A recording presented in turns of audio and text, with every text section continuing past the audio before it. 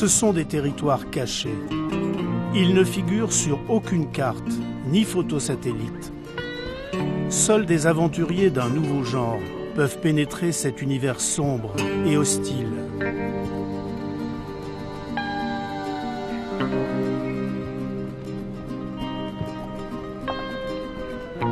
À travers la roche calcaire, l'eau de pluie infiltrée s'écoule durant des années, avant de rejaillir sous forme de résurgence.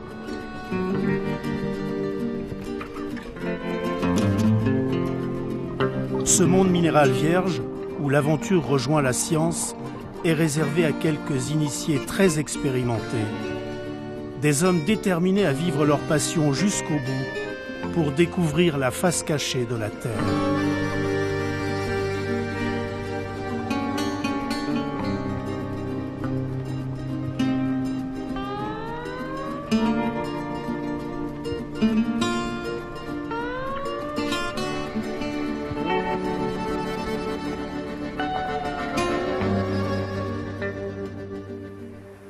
Le Larzac, près des gorges de la Dourbie, en Aveyron.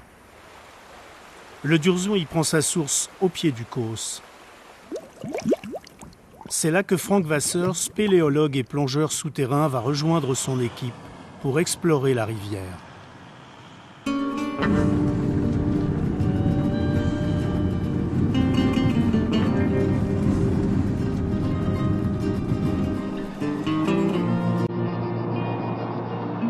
Les plongeurs souterrains ont deux origines. Soit ce sont des plongeurs qui plongeaient en mer et qui sont venus justement plonger sous terre pour plonger autrement ou évoluer dans d'autres milieux. Et puis il y a aussi les spéléologues, donc les spéléologues qui évoluent à sec ou dans des rivières souterraines mais jamais sans appareil respiratoire et qui arrivés sur un endroit où la galerie plonge dans l'eau et complètement noyée, se retrouvent bloqués dans leur exploration. Et donc moi je fais partie de ces spéléos frustrés, hein, je le dis toujours un petit peu en rigolant. Donc spéléo frustré puisque quand j'arrive, on était en train d'explorer une cavité, puis d'un seul coup, paf, l'exploration s'arrête parce qu'il y a un obstacle qui est franchissable, mais qui implique de nouvelles techniques.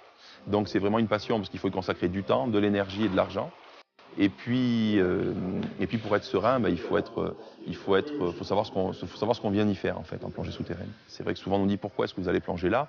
Moi je suis tenté de dire pourquoi est-ce que Jean-Baptiste Charcot partait explorer le pôle Nord, quoi. Pourquoi est-ce que Théodore Monod partait explorer les déserts. C'était des zones blanches qui étaient inconnues, vierges sur les cartes, et leur intérêt se portait sur l'exploration au sens premier du terme, c'est-à-dire en fait la découverte. Mais on ne restait pas au niveau de la découverte, il y avait l'étude qui arrivait derrière. Donc nous, ce qui nous motive, c'est ça, c'est qu'il y a de la découverte, donc ça c'est le sentiment un petit peu égoïste, le fait d'être le premier à évoluer dans des endroits où personne n'a jamais été. Donc pour que ce soit utile aussi, le fait de ce soit des endroits inconnus, il faut pouvoir ramener des éléments qu'on puisse partager avec des gens qui ont des connaissances plus spécifiques. L'exploration est le moteur de l'activité, mais les plongeurs se veulent aussi au service des scientifiques. Cette quête de l'utile a resserré les liens. Frank Vasseur a constitué autour de lui un groupe soudé qui attache une importance primordiale à la préparation des missions.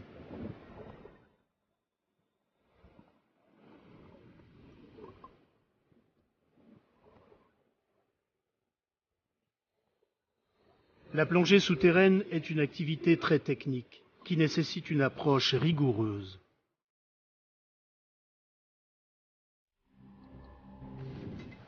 Rémi Bouchard fait partie de l'équipe de Frank Vasseur. Avant l'expédition du Durzon, tout doit être vérifié minutieusement.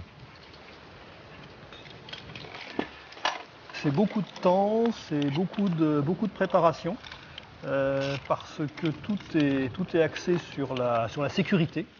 Et donc faire très attention au montage du matériel, au test du matériel, parce que quelque part on lui confie notre vie, donc on en prend extrêmement soin.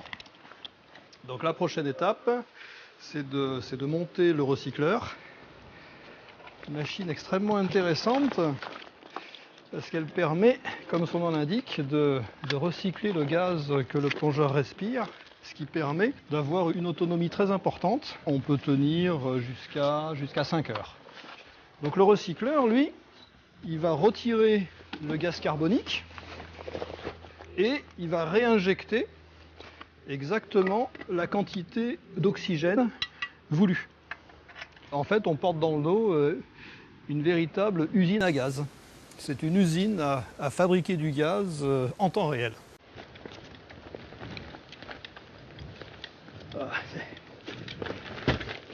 La plongée, c'est un véritable plaisir, mais le poids du matériel, c'est quand même toujours problématique. Voilà. On part à 7h, on est là-bas à 8h30, on apporte le matériel, on s'équipe. Normalement, on devrait être dans l'eau vers 11h du matin. Ah non, vers 11h du matin. Parce que La famille de Rémi n'assiste pas aux plongées, mais elle s'interroge sur cet étrange univers aquatique. 1h30, après il va falloir s'équiper, tout ça. Il y a des poissons? Bah non, il y a pas de poissons. Il y a des petites crevettes, voilà, les petites crevettes qu'on appelle les Liphargus. Voilà, c'est les petites crevettes là, qui sont grandes comme ça, enfin tout petites, transparentes, mais bon, il y en a vraiment pas beaucoup. On en croise une ou deux de temps en temps. Enfin, on ne sait pas très bien ce qu'ils y trouvent finalement. Au fin fond des rivières souterraines, on ne sait pas très bien ce qu'ils cherchent ni ce qu'ils y trouvent. Et donc apparemment c'est suffisant pour qu'ils y retournent. Donc ça doit être effectivement très très bien. Mais de l'extérieur, pour un non-pratiquant, c'est complètement obscur. C'est incompréhensible. Voilà. Il n'est pas du tout ni aventurier ni héroïque justement. Et donc s'il ne le sent pas, si je sais pas quand il arrive, son matériel ne marche pas ou qu'il est malade, il reste sur le bord. Je suis venu à la plongée donc un peu sur le tard. J'ai commencé à plonger, je devais avoir 39 ou 40 ans, donc ça fait une dizaine d'années parce que j'ai 50 ans. Et la plongée souterraine, c'est sans doute l'étape ultime. On pénètre dans un monde extrêmement particulier.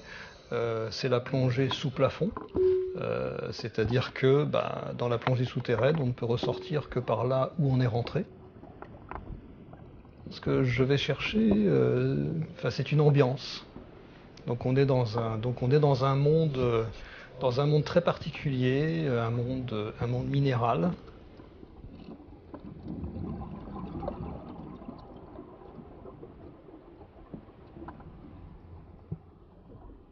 C'est pas du tout l'envie de prendre des risques ou des choses comme ça, parce que c'est pas du tout dans l'esprit. Non, c'est de maîtriser donc des choses compliquées et donc d'aller plus loin.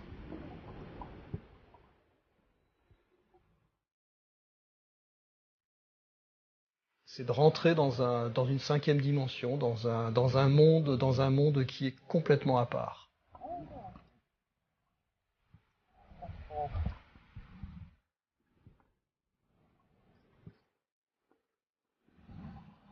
C'est tout cet ensemble de choses qui, moi, donc, me motive à faire ce genre de plongée.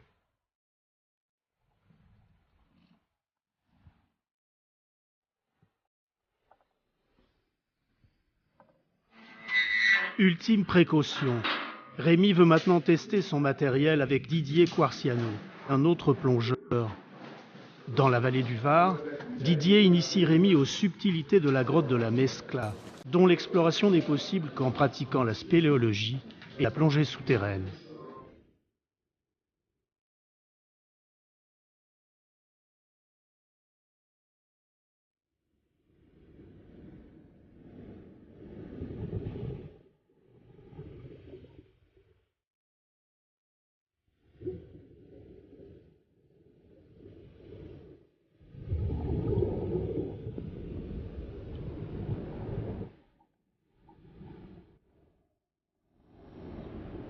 Didier a plongé des centaines de fois dans cette rivière, où les siphons débouchent sur des cavités gigantesques.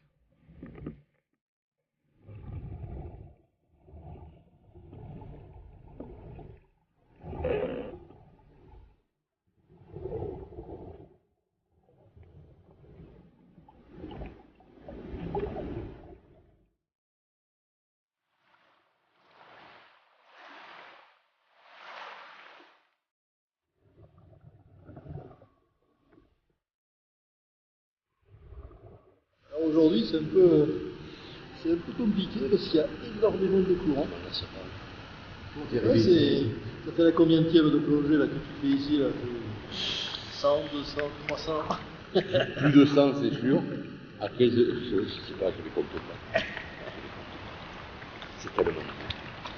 C'est tellement beau. Potentiellement dangereux parce qu'on ne peut pas faire surface, mais à chaque problème, il y a une solution. Voilà. Donc ensuite c'est vrai qu'on n'est jamais à l'abri de l'impondérable, mais voilà, l'essentiel des problèmes a été envisagé et il y a une solution peut-être. Il n'y a pas que l'exploration, il y a tout le côté images, photos, topographie, tout est intéressant. Et il y a une but, il n'y a pas que des plongées pour soi.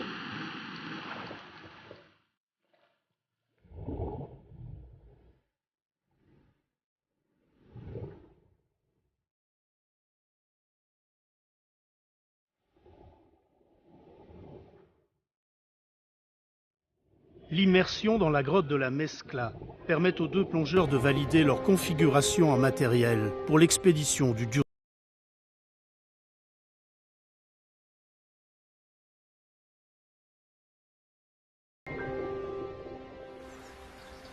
Une vingtaine de plongeurs sont enfin réunis autour de Franck Vasseur, à la source du Durzon qui alimente la commune de Nantes et les villages voisins du Larzac aveyronnais. Bien, donc aujourd'hui ça va être la première journée, on va dire, avec les grosses équipes sur le camp et les premières grosses plongées. Il y a 2 bouteilles de 9 litres de nitrox 60 qui sont à 230 ici. Ensuite 2 7 litres 300 bars de nitrox 50, 48 et 50 qui sont un peu plus bas dans la zone des 20 mètres. Et ici on a une bouteille de Triox 40-20.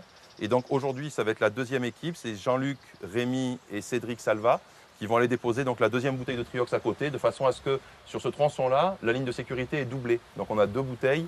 Par rapport aux plongées les plus importantes qui étaient prévues, on a le double en gaz de décompression de ce qu'il faudrait. Donc on peut avoir 2 équipes en même temps dans le trou. C'est ce qui va se passer aujourd'hui. Et donc même s'il y avait deux recycleurs en panne, il y aurait normalement... La mission du jour consiste à explorer la rivière souterraine, au-delà des 1250 mètres déjà topographiés, et à effectuer des prélèvements d'eau et de roches. Jean-Luc et Rémi qui eux vont faire un prélèvement de roches au niveau de la strate du laminoir au début, et un autre en revenant ici. Donc il y a des prélèvements de roches à faire un peu partout, donc ça on continuera demain. Et des prélèvements d'eau là assez pointus. Chaque prélèvement d'eau en fait représente 5 flacons. Et donc il faut en faire un ici, un autre ici qui est un des secteurs les plus profonds. Et enfin le dernier un peu plus loin là, dans la zone. Ces prélèvements sont destinés à l'hydrogéologue Hervé Jourde. Lors des épisodes Cévenol à l'automne, le karst ou le calcaire, qui constitue le relief de la région, agit comme une éponge en amplifiant les précipitations, jusqu'à en doubler le volume, entraînant ainsi de fréquentes inondations. À moins d'aller sous terre, d'aller sous l'eau, sous terre, de rentrer dans le réseau, de mettre des balises et de pouvoir émettre. Localiser. Par contre, là, ça fait 5 km, ça fait une sacrée explosion. Faire des mesures de l'intérieur du massif est une opportunité pour le scientifique. Ces travaux portent sur les ressources en eau et les prévisions des crues. Ici, donc, dans le secteur de Montpellier. Toutes les informations en termes de topographie, jusqu'à quelle profondeur le réseau se développe, jusqu'à quelle distance de la source il a été exploré, mais finalement nous donnent des indices vis-à-vis de l'exploitation potentielle de la ressource en eau. Et on cherche à avoir finalement une information, une échographie de ce sous-sol, de façon à mieux comprendre l'hydrodynamique de ces systèmes, puisque les enjeux sont très importants au niveau de la ressource en eau. Et là, ça répond à des questions extrêmement importantes. C'est-à-dire que si évidemment on peut pomper et que ça ne bouge pas tant que ça, vis-à-vis de l'exploitation future d'une ressource karstique, d'une ressource en eau karstique, on peut y aller franchement. Franck explore les rivières souterraines depuis 25 ans. Son expérience lui permet d'aider Hervé. Chacun mène ses recherches de son côté, on va dire, de façon autonome et indépendante. Et par contre, on sait que sur des cas concrets, sur un point particulier, il va y avoir des interactions, on va se mettre en contact et on va pouvoir échanger de façon à ce que chacun en retire des éléments. Hervé souhaite tirer profit du camp du Durzon pour faire avancer le plus loin possible sa connaissance du réseau souterrain. Le scientifique et le plongeur évoluent dans des milieux différents, mais ils tiennent à partager leurs observations. plonger en sécurité, jusqu'à quelle profondeur on peut aller à l'heure actuelle là. Là, on pense que nous, on peut évoluer. On a déjà fait des explorations en sécurité, en étant capable de ramener des éléments topographiques notamment, et bientôt de l'image, on espère. On est en train de s'équiper petit à petit, jusqu'à 150 mètres de profondeur. Maintenant, pour le Durzon, la problématique, c'est la distance aussi. C'est-à-dire qu'en fait, il y a une longue distance qui est déjà assez profonde, et donc on cumule et la distance et la profondeur. Au Durzon, c'est caractéristique. On est sur un niveau, on descend à 60, on monte à 50, on descend à 70, on remonte à 60, et après on plonge dans la zone descente.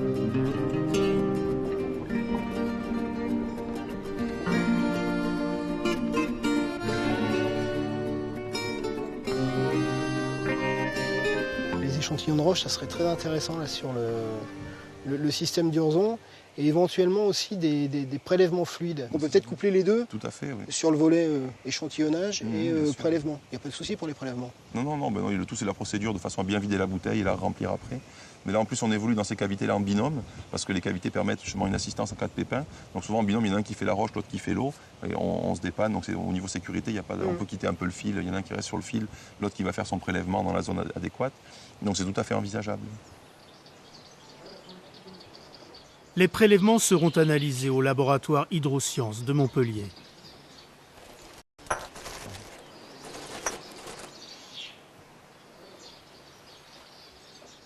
Déjà pour le format, le faire pas, mais même là sur le... Au niveau timing, vous comptez sortir dans combien de temps à peu près? 2 heures, 2 heures et demie maxi aussi. Je vais passer avec le ciel en haut là. Mais non, c'est au ciel. Dans l'équipe, Franck Gentilly va filmer et commenter la plongée. Il y a aussi Jean-Luc, Cédric, Didier et Bertrand.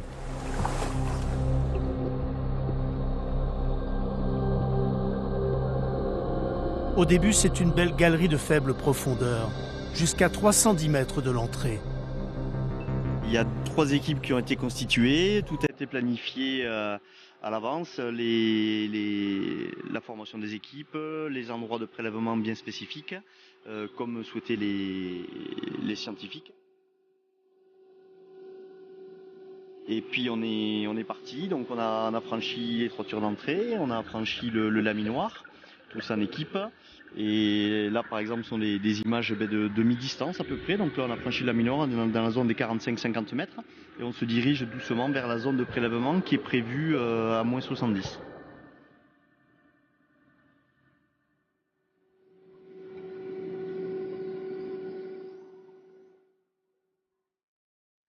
Nous, on était chargés de faire les prélèvements à 800 mètres de l'entrée, dans une zone qui avoisine les 70 mètres de profondeur. Et on a été confrontés à des problèmes d'ouverture de flacons avec la pression. Donc on a pas mal galéré pour ouvrir les flacons, pour les rincer comme il faut avec le gaz neutre, puisque c'était le protocole souhaité par les scientifiques. Alors le temps passe, on passe beaucoup plus de temps que prévu à la profondeur, donc à moins 70. Et puis surtout c'est une cavité qui a la particularité dont le sol est complètement tapissé d'argile, très volatile. Donc on a soulevé un petit peu des particules et on a fait une bonne partie du retour à la palme, la main sur le fil. On ne voyait pas 20 cm de tous les sédiments qu'on avait soulevés, quoi.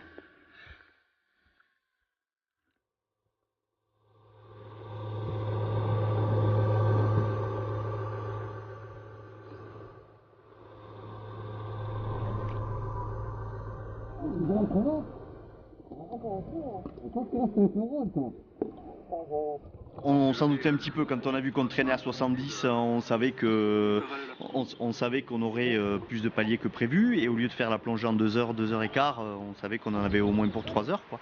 Mais dans la mesure où on était 3, on avait toute la sécurité, tout le gaz qu'il fallait pour sortir, y compris s'il y avait un dépassement horaire, quoi. Donc là c'est la sortie, à l'air libre, plongée terminée, mission accomplie.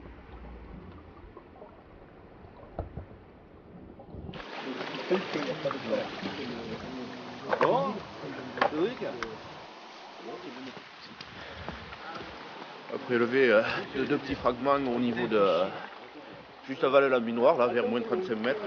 Donc on peut être un peu plus petit que prévu, mais bon, à coup de marteau sur la roche, les deux sont pris à moins 32 mètres juste avant le laminoir. Il y a d'autres prélèvements qui arrivent aussi. Ouais. Jean-Luc en a fait quelques-uns de plus. va? Tu veux que je te prenne ton recycleur? Je veux bien, ouais. Attends, je te l'amène. Voilà, à 2 endroits différents, bien repérés sur la topo. C'était sur le côté en sortant, rive droite. D'accord, Et ça, c'est à moins 35, juste au-dessus de la première ancre. d'accord, nickel. Ça, c'est à Ça, c'est sur le retour. moins c'est ça 21 sur le retour. À moins 21, 260 mètres. D'accord, En sortant, rive droite. d'accord. Ok, mais je vais le noter de suite. Rive droite, hein, celui-là, tu m'as dit. Donc celui-là, rive droite, Moins 260 mètres, moins 21. Et lui, l'autre, c'est le moins 35, La la strate strate de la sur le passage à moins 35. Il y a un morceau de quartz dedans. Effectivement, c'est pas un morceau de strate. Alors, en fait, c'est dans la partie nouée. Et donc, là, j'ai demandé aux ceux qui ont fait les prélèvements de taper un morceau dans la strate, justement pour avoir vraiment le. Et puis après, petit à petit, il y a eu plusieurs campagnes d'exploration. Hervé est fidèle au rendez-vous, impatient d'admirer les fameux prélèvements. Tiens, et ça, donc, c'est tous les prélèvements de roches qu'on a fait pendant tout le temps. Ok. Donc, comme je te disais, là, on a mis ça. Chaque prélèvement est dans un sachet en plastique. Sur le sachet, on a écrit la distance par rapport à l'entrée. On a écrit la profondeur. Donc, en gros, si on prend le plan, au plus loin, les derniers prélèvements, ils étaient à 700 là, ici. Donc, on a fait une douzaine de prélèvements, comme tu m'avais dit, répartis à peu près équitablement jusqu'à 700. L'occasion est inespérée. Avec la complicité de Franck et pour la première fois, Hervé va plonger sous terre et découvrir la face cachée de ses recherches. C'est la grande première. Sous terre et sous l'eau à la fois, j'avais jamais fait, non. Profite de l'occasion. Je plonge un peu, mais avec le ciel au-dessus de l'eau d'habitude. Donc là, ça va être. Alors là, les prélèvements, c'est, je dirais, quelque chose qui est assez intéressant, qui nous renseigne un peu sur l'hydrodynamique, autrement dit le fonctionnement hydrogéologique de la source karstique du Lurzon. Et on a des informations sur l'âge de l'eau avec des eaux qui sont issues de mélanges entre des eaux anciennes, des années 60, peut-être un petit peu avant, et des eaux qui ont 10-15 ans. Et là, on a l'opportunité d'aller justement faire des prélèvements dans des endroits où on n'irait de toute façon pas, puisqu'on n'a pas les moyens techniques d'y aller. Et là, ça va permettre justement de vérifier certaines hypothèses.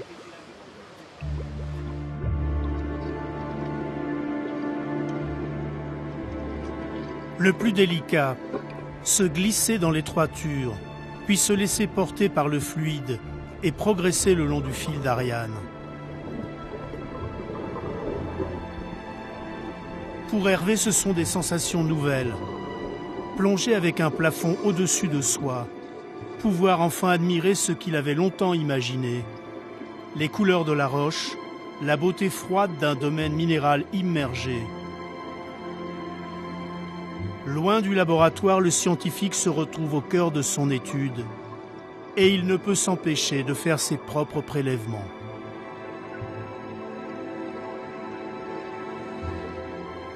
Cette première plongée ne va durer que 30 minutes, mais pour l'hydrogéologue, c'est un moment de bonheur.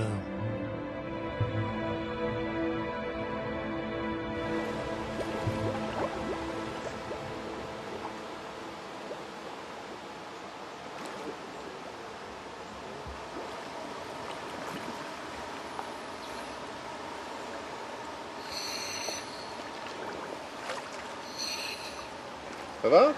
Super. C'est pas ultra? Vous voulez qu'on fasse demi-tour pour avoir les éclairages dans le dos pour que tu vois la section? Eh ben, c'est très beau.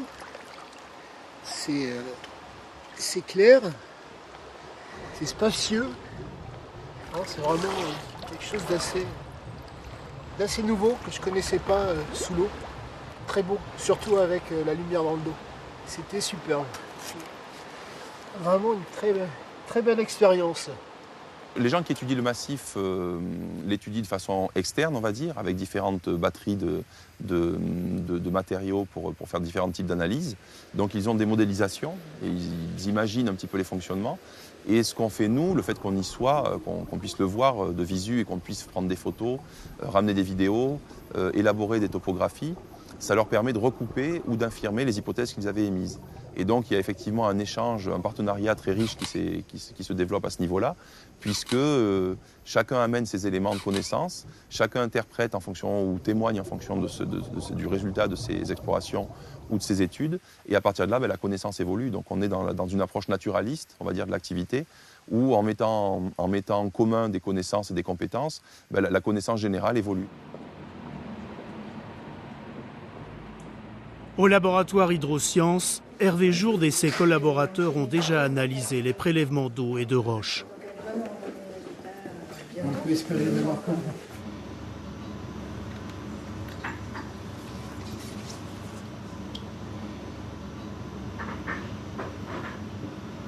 Les premiers résultats sur la chimie nous montrent qu'on a une eau globalement de bonne qualité chimique. L'eau qui s'écoule naturellement à la source du Burzon provient d'un mélange en quantité variable au cours de l'année entre une eau récente, c'est-à-dire qui va s'infiltrer régulièrement dans l'aquifère au fur et à mesure de la recharge via les pluies saisonnières, et une eau beaucoup plus ancienne qui peut avoir déjà plusieurs dizaines d'années. Donc une eau qui est plutôt renfermée dans la zone, ce qu'on appelle la zone noyée de l'aquifère, avec des temps de séjour beaucoup plus importants.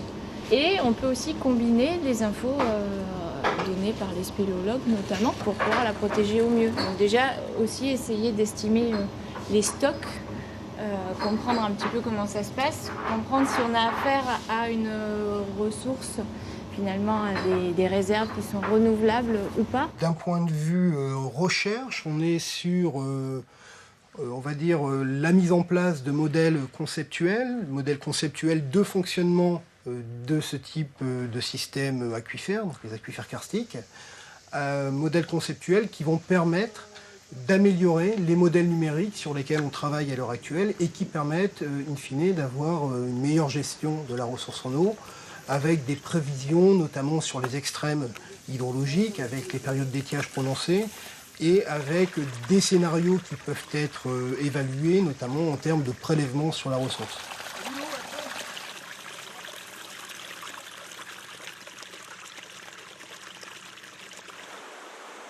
Au Durzon, les explorations se poursuivent après le départ du scientifique. Les plongées deviennent de plus en plus engagées. Dans le groupe, il y a une règle d'or. N'importe qui peut interrompre la plongée à n'importe quel moment, pour n'importe quelle raison, à condition de le signaler aux autres plongeurs par un geste compris de tous.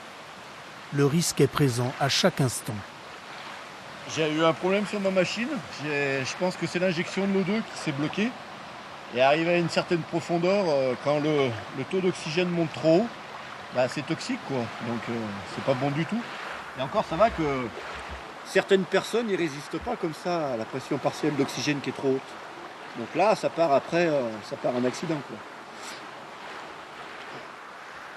De son côté, Rémi a renoncé à la plongée suivante.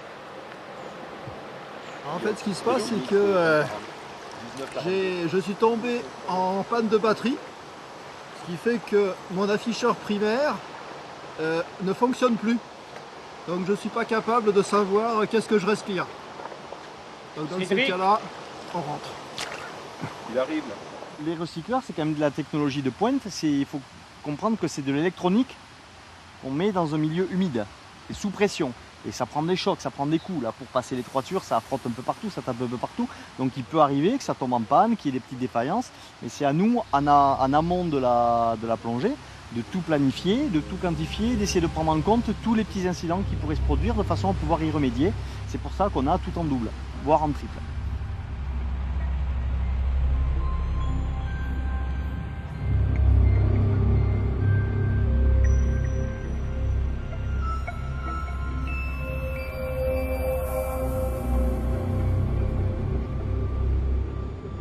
En cas d'accident ou d'incident, en tout cas de plongeurs portés disparus, on peut être mobilisé par la préfecture, hein, c'est tout à fait officiel, par les pompiers et puis la préfecture, de façon à intervenir dans le cadre justement d'une opération de secours officielle pour effectuer un sauvetage en milieu souterrain. On retient malheureusement les drames, et ça effectivement on ne peut pas l'occulter, ça fait partie de la réalité. Mais il y a eu notamment des cas, surtout en France, où il y a des gens qui étaient portés disparus et qui avaient trouvé refuge dans des endroits inconnus jusqu'alors de la cavité, notamment des cloches d'air qui étaient en plafond, qui n'étaient pas des endroits où on allait évoluer. Et ça, à plusieurs reprises, le porté disparu a été retrouvé vivant et évacué avec succès jusqu'à la surface.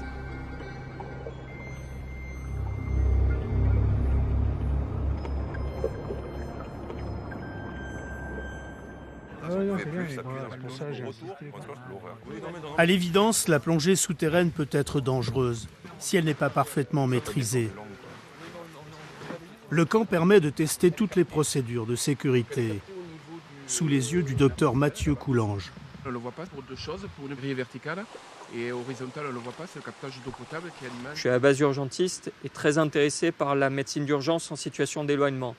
Et dans ce cas de configuration, ce qui est assez intéressant, c'est qu'on peut, en cas d'incident, il va falloir réfléchir sur toute la gestion de l'incident à l'intérieur de la cavité, mais également à l'extérieur, parce qu'on est aussi loin de tout. Et donc c'est un petit peu ces problématiques-là qui me poussent à venir sur le terrain pour mieux comprendre leur environnement. Mathieu Coulanges traite une centaine d'accidents de décompression par an à l'hôpital Sainte-Marguerite de Marseille. Un chiffre important qui nécessite une prévention accrue auprès des plongeurs-mers, mais aussi dans ce milieu souterrain qu'il découvre. Une fois la sécurité mise en place, le camp du Durzon devient un étonnant lieu d'échange. On évolue dans des endroits que peu Dieu ont vu, ou même des fois pas Dieu du tout ont vu avant nous. Enfin, pour nous, l'intérêt, c'est pas de le garder pour nous, égoïstement, c'est aussi de faire partager, puisqu'on sait que c'est pas accessible à tout le monde.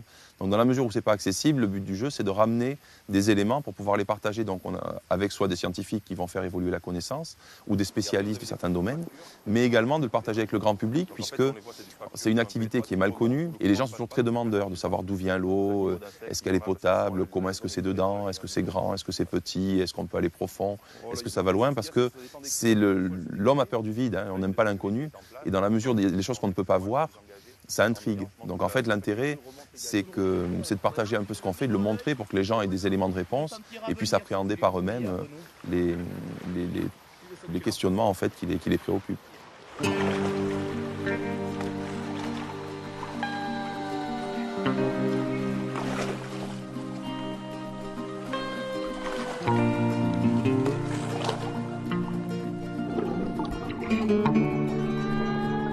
Franck Vasseur et Mehdi Digout plongent en binôme depuis longtemps. Passionnés par l'image, ils sont inséparables lorsqu'il s'agit de mettre en lumière leur réseau noyé. Chaque plongée est vécue comme un moment rare, avec toujours le souci de montrer ce qu'ils ont vu. Ramener de la topographie, ramener des images ou ramener des éléments, c'est aussi les partager avec ceux qui ne plongeront jamais et ceux qui vivent la plongée à travers nos récits. Pouvoir ramener des images ou de la vidéo, comme là on peut faire, effectivement, c'est les faire participer intégralement à cette exploration. Mais on a vraiment un statut de privilégié là-dessus, c'est comme ça qu'on se considère, et on essaie d'en être digne et donc de pouvoir ramener des éléments à partager, puisque c'est des choses, on peut se permettre de faire des choses aujourd'hui qui deviennent très difficiles de faire de nos jours, dans la mesure où la planète est pratiquement connue sous tous ses angles. Pour le moment, le Durzon est cartographié sur 1250 mètres et 102 mètres de profondeur. Ce matin, Mehdi et Franck plongent pour établir des relevés topographiques au-delà de cette distance. Ce sont des éléments d'interprétation et de connaissance du milieu qui sont utiles aux hydrogéologues, aux géologues ou aux gens qui travaillent sur les ressources en eau potable pour savoir si par exemple vous avez un projet d'implantation d'une décharge ou d'une unité industrielle polluante qui est pile en amont de l'endroit vers lequel se dirige la cavité, il y a des chances qu'il y ait des problèmes parce qu'on risque de retrouver justement des éléments comme le calcaire imperméable dans la cavité. Donc ça a permis, là on a des exemples concrets, de faire évoluer, de faire changer en fait la localisation de certains projets d'implantation dans la mesure où la ressource potable était menacée.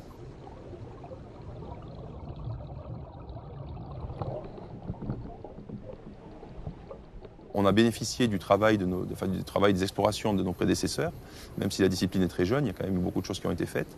Et le but, c'est aussi de jouer le jeu et de faire en sorte qu'on passe le flambeau. Donc une topographie, c'est ce qui permet de faire un état des connaissances, des représentations de la cavité, qu'on puisse passer aux générations futures pour qu'eux puissent continuer les explorations dans la même logique.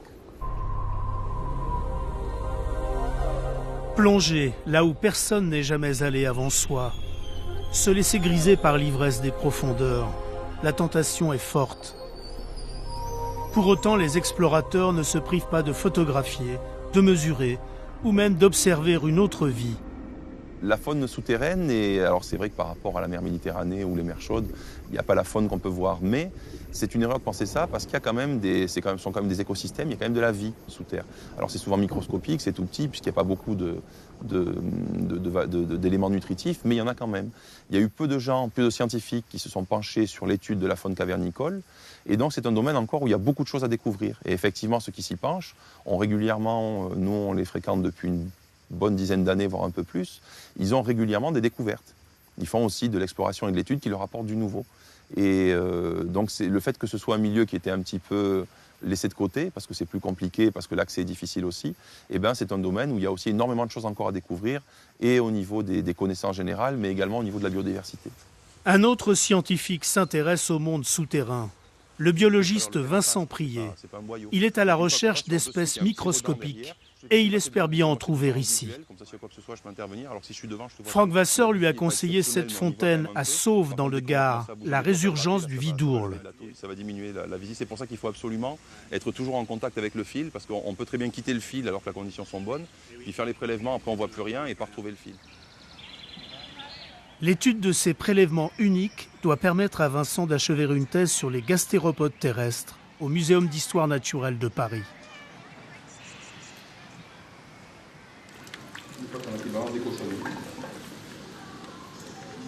Non, j'espère qu'on va trouver les vaisseaux. Attention, on a intérêt à bien se cacher là.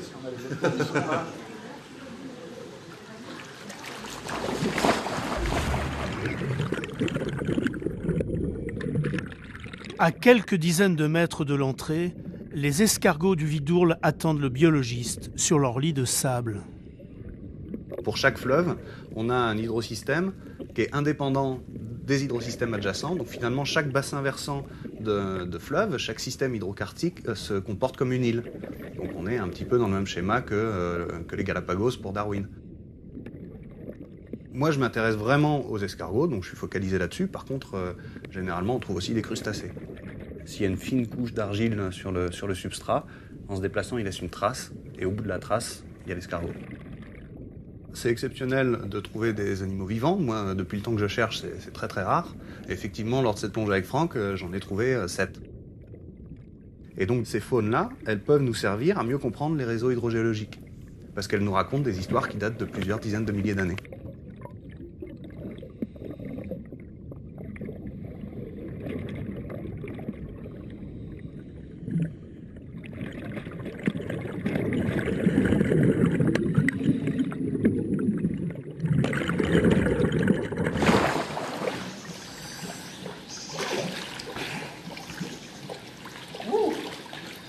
Génial. Bah, en tout cas, il y en a.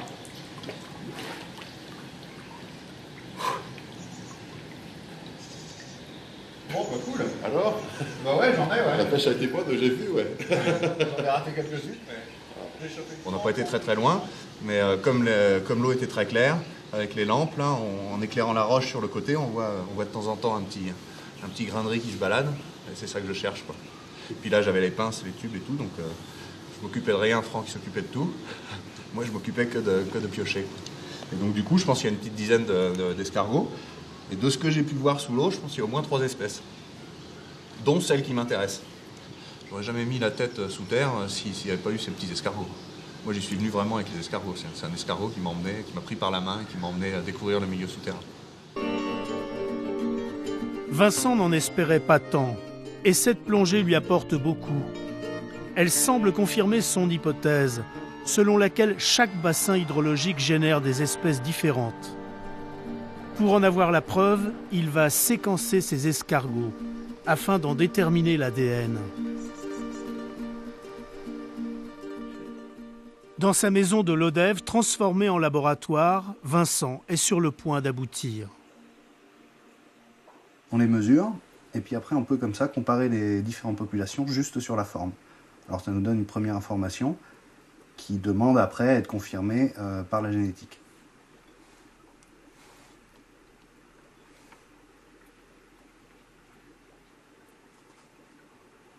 Là, ce sont toutes les séquences de tous les individus qui sont alignés. Donc là, vraiment, c'est l'ADN qu'on lit. Et on voit par exemple que les spécimens de Sauve, ici, ils ont un C que n'ont pas les autres spécimens des bassins versants adjacents. L'Hérault, le Lèze, la Cadoule et le Vidourle. Et donc ça, c'est vraiment mon aire de jeu. Et finalement, je montre avec la génétique que les spécimens qu'on trouve ici, par exemple à Sauve, sont génétiquement différents de ceux de la Cadoule, de ceux du Lèze et de ceux de l'Hérault. Et donc on a une histoire évolutive différente par bassin versant. Et donc là, finalement, sur la source de Sauve, avec les échantillons que j'ai maintenant, il y a 3 espèces nouvelles à décrire. Donc il faut faire la publication, la description en bonne et due forme, et leur donner un nom. Et du coup, là, il y en a une qui s'appellera Vasserie, puisque j'ai trouvé avec lui. Et pour tous les prélèvements qu'il m'a fait, je lui dois bien ça. Vincent est prêt. Les escargots ont livré leurs secrets. Il peut désormais soutenir sa thèse sur les micro-organismes vivant dans les rivières souterraines. Plus rien ne s'y oppose.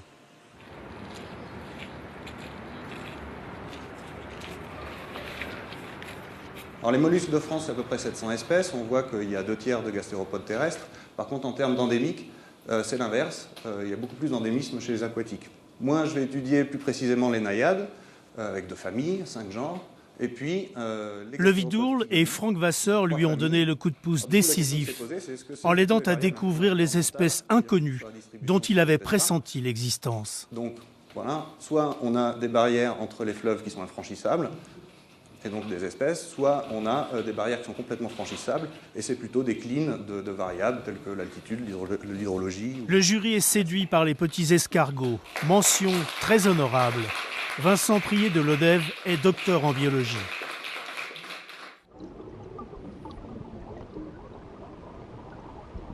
Plonger pour témoigner, expliquer, partager. Franck Vasseur ne conçoit pas son activité autrement. Je ne pense pas qu'on puisse parler de gourou, mais Franck Vasseur, effectivement, c'est quelqu'un qui... C'est quelqu'un en fait qui pratique la plongée souterraine et son plaisir c'est de le faire partager. Il n'a absolument pas une approche de se mettre en avant. Voilà, je pense que ça fait partie des très grands de la plongée souterraine et lui ce qui l'intéresse c'est de travailler, de faire des topographies, de communiquer des choses, donc de faire partager soit au grand public, soit au monde scientifique. Et donc en plus c'est un très bon pédagogue. Donc moi j'ai fait mes premières armes en plongée souterraine grâce à Franck. Donc c'est quelqu'un qui est extrêmement carré. Voilà, c'est quelqu'un qui domine donc son sujet et qui le fait très, très modestement. Souvent les gens qui sont à la pointe de leur discipline donc sont aussi simples qu'ils sont brillants. Voilà, donc lui c'est un peu ça. Ça y est, et on a réussi pour les flacons en verre. Loin des résurgences et des rivières souterraines, Françoise Niel et son mari Arnaud dirigent un centre de plongée dans le Var. Voilà. Alors tu peux venir Mathieu avec tes bouteilles, je me les montre. Tu pourras les chercher dans le bus. Je vais te basculer de l'autre côté parce que tu vas être t'es pas avec Arnaud ce matin. Arnaud s'est mise à la plongée souterraine depuis quelques années et Françoise veut à son tour tenter l'expérience. Curieuse de vivre les sensations de ces plongées si particulières. La mer, moi j'ai énormément d'espace, c'est grand. Or que quand t'es sous terre, t'es emprisonné entre ces roches et tout, c'est complètement différent. Ben j'étais très content en fait parce que j'y allais un petit peu tout seul avec les copains, puis ça manquait un peu qu'elle soit pas là quoi. Donc là c'est sympa qu'on puisse partager ça en plus de la plongée mer quoi. En plus de la plongée mer. Mais bon c'est un peu la fin de mon jardin secret aussi.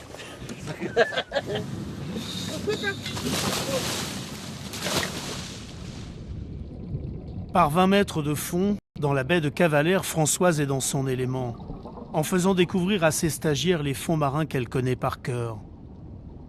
Elle retrouve ses chères épaves, habitées par les murènes et les barracudas. Un environnement familier, rassurant. Et pourtant... Dans mes débuts de plongée, je me suis perdue dans une épave, dans les salles des machines d'une épave qui est à 60 mètres. je me suis perdue. En fait, je suis un peu une miraculée. J'ai retrouvé la sortie comme ça. J'ai narcosé à 60 mètres. J'étais prise dans les machines et tout. Il faisait noir, j'étais dans... Et depuis ce temps-là, j'ai pu m'en sortir parce que je pense que je suis restée calme et tout.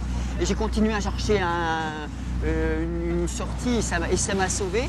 Depuis ce temps-là, ça m'a marqué cette expérience. Ça m'a énormément. Et le fait de se retrouver après emprisonnée, il y avait un blocage. Je faisais un blocage, tu vois. Et j'ai pris beaucoup sur moi pour aller faire de la spéléo, honnêtement. Hein. Et au départ, c'était aussi un défi. C'était prendre sur moi et je suis contente de l'avoir fait. Dans le Lot, Françoise poursuit sa formation avec Franck Vasseur. Avec 85 sites de plongée souterraine répertoriés, c'est le deuxième spot mondial après le Yucatan, au Mexique. Pour son parcours initiatique, elle a choisi le gouffre Saint-Sauveur, l'un des sites les plus réputés du Causse de Grama. Tu vois là, le sol descend tout doucement, donc on peut se brûler là et puis hop, après se mettre en l'eau. Donc là, on a toute la place qu'il faut pour faire les vérifications préalables. Françoise aborde cette première plongée avec une certaine appréhension. La règle d'or, donc on le rappelle systématiquement avant de partir quand on plonge en équipe, c'est n'importe qui peut interrompre la plongée à n'importe quel moment, pour n'importe quelle raison. On y va ? Oui.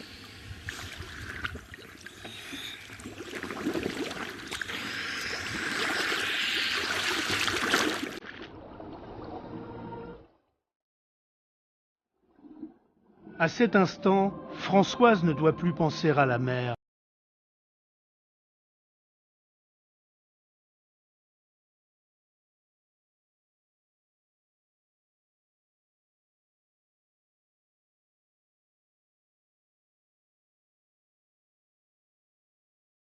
Plane dans les veines de la terre, immergée dans un noir profond, seulement striée par les rayons des lampes. Elle bascule dans un autre univers, celui de la passion souterraine.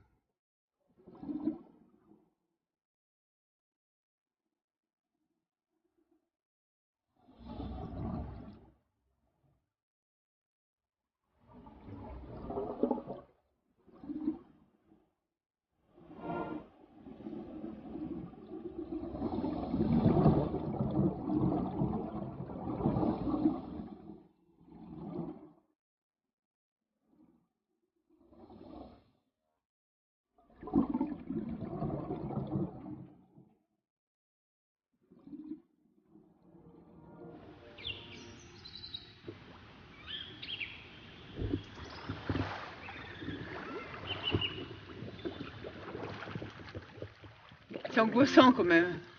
C'est angoissant, mais c'est beau à la fois, quoi. Au bout d'un moment, tu oublies tout. T'as pas remarqué? L'ambiance dans la grotte. Ah, super. Ah ouais. Ah, super, ouais. Ouais. Même si j'appréhendais, je partais en confiance parce que j'étais pas avec n'importe qui. Et puis ils nous donnent des bases, on part pas comme ça à l'aveugle. Ah ben j'ai envie de continuer, bien sûr. Mais il faut travailler, il y a beaucoup de... C'est au niveau de la technique, au niveau de nos repères, on n'a pas du tout les mêmes repères qu'en mer. Donc moi je sais, je vois ce qu'il faut que je travaille et tout, parce que j'ai envie de continuer, c'est trop beau. En plongée souterraine, dans la mesure où c'est un milieu qui est très hostile et qui peut être très punitif en cas d'erreur, on acquiert les bases petit à petit et on se perfectionne de plus en plus. Et après, à chacun justement de se bonifier, pour devenir très efficace et pouvoir justement gérer sans problème des petits détails, des petits problèmes pour pas que ça devienne justement de gros problèmes, éventuellement que ça dégénère en accident. Chacun va évoluer en fonction de ses objectifs personnels et de sa forme du moment. Donc c'est pas évident à quantifier puisque c'est une activité qui est quand même très engagée. Et on peut pas. Le but c'est pas de tirer les gens, de les pousser. C'est à eux de voir ce qu'ils veulent faire vraiment. Par contre, notre objectif au niveau de notre équipe, c'est de faire en sorte que chacun puisse évoluer, justement progresser dans sa pratique en toute sécurité. Un bon plongeur souterrain, c'est quelqu'un qui sait s'arrêter. Quelqu'un qui va vite, qui va loin, qui va profond, alors effectivement ça peut être impressionnant, mais pour moi un bon plongeur souterrain c'est quelqu'un qui sait s'arrêter, c'est quelqu'un qui deviendra un vieux plongeur, et c'est quelqu'un qui reste serein de bout en bout de sa plongée. Donc en fait les prises de risques, les challenges, les performances, ça n'a pas lieu d'être dans l'activité. C'est vrai qu'il y a des gens qui viennent des fois pour chercher un peu de l'adrénaline, et puis en fait l'adrénaline des fois ils en ont plus que ce qu'ils espéraient, et effectivement dans les meilleurs des cas ils s'en sortent, dans le pire des cas malheureusement des fois ça peut être tragique. Au Durzon, le groupe se sépare. Franck savoure une ultime plongée.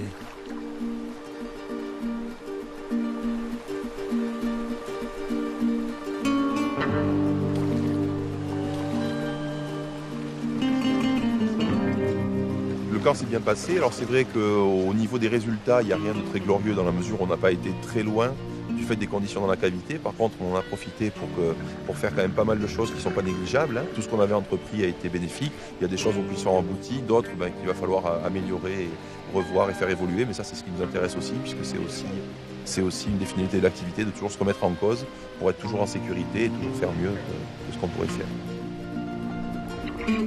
Plonger toujours plus loin, toujours plus profond, dans l'obscurité, vers un monde figé, silencieux, à milieu des récifs sous-marins multicolores.